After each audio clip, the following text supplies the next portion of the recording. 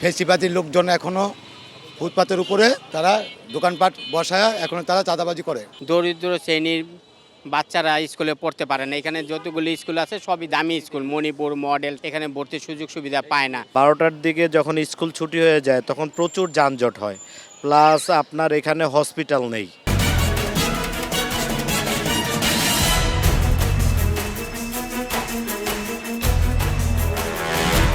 দর্শক শুভেচ্ছা। ক্ষমতা নাকি জনতা, আপনি কোন পক্ষে?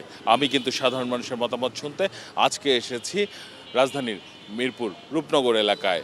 মূলত এই জায়গাটি পড়েছে ঢাকা 14 আসনের মধ্যে। এই ঢাকা 14 আসনের সাধারণ মানুষের কাছে শুনবো এই এলাকার সমস্যাগুলো, জেনে নেব শুরুতেই এই এলাকায় কি কি সমস্যা রয়েছে।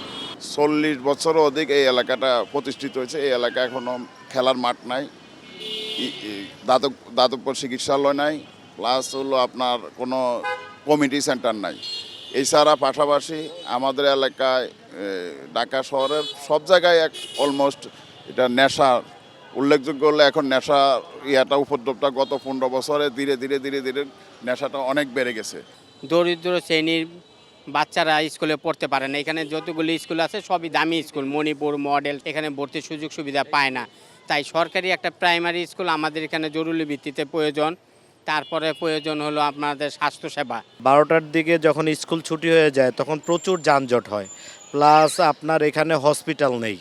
এখানে আমাদের সরকারি বলতে কোনো ধরনের সুযোগ সুবিধা যেটা পাওয়া দরকার ওগুলো কোনোটাই নেই। একটা কাউন্সিলরের যে কার্যালয় সেটাও আপনার ব্যক্তি মালিকানাধীন বাসায় ভাড়া অবস্থায়। আমাদের প্রশাসনিক যে থানা, এইটার ভিতরে আমাদের রূপনগর থানার ভিতর 2টা সংসদীয় আসন পড়ছে। এই কারণে কেউই আমাদের যারা জনগণ তাদের মূল্যায়ন করে না।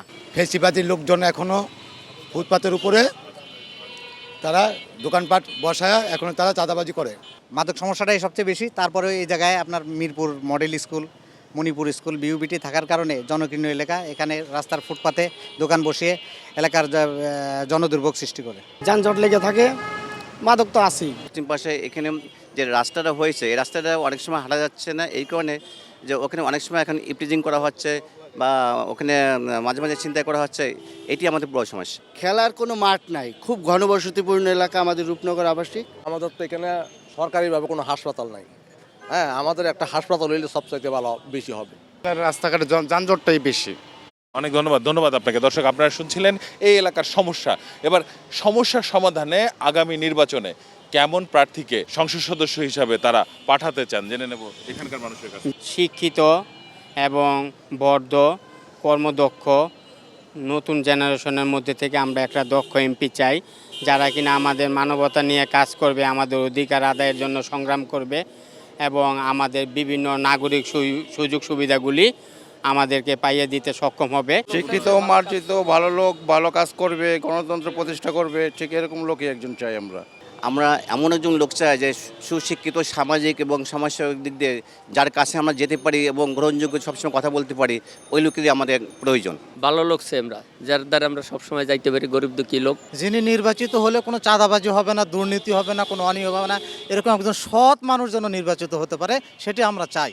দুর্নীতিমুক্ত বাংলাদেশ গড়ার জন্য যোগ্য একজন আমরা নেতা চাই। আমরা ব্যবসা বাণিজ্য করে যাতে ব্যবসা বাণিজ্য করতে পারি, কোনো ধরনের চাঁদাবাজি না হয়, এরকম যোগ্য একদম সৎ প্রার্থী চাই আমরা। সৎ শিক্ষিত যাদের সাথে জনসম্পৃক্ততা রয়েছে তাদেরকে আমরা নেতৃত্বে দেখতে চাই। আমরা চাই আমাদের এলাকা সুন্দর যে চালাইতে পারবো সেই ধরনের এমপি চাই। সাধারণ মানুষের কি চাওয়া পাওয়া সব শুনে পূর্ণ করার চেষ্টা করবে, এরকম আমরা নেতৃত্ব চাই। নারীদের অধিকার নিয়ে যারা কাজ করবে তাদেরকে আমরা নির্বাচন করতে চাই। সুন্দর একটা এমপি চাই যাতে আমাদের এলাকাটা খুব পরিবেশটা সুন্দর ফিরে আসে আর কি। অনেক ধন্যবাদ আপনাকে। দর্শক, আপনারা শুনছিলেন সাধারণ মানুষের প্রতিক্রিয়া। সাধারণ মানুষ কিন্তু তাদের ভাবনাগুলো অসাধারণ, তাদের চিন্তা অনেক সূক্ষ্ম ও গভীর। দর্শক, জনতার কথা দেখতে প্রতি শনি, রবি, মঙ্গল এবং বুধবার চোখ রাখুন 21 টেলিভিশনে। সঙ্গে থাকবো আমি আসিফ সুমিত।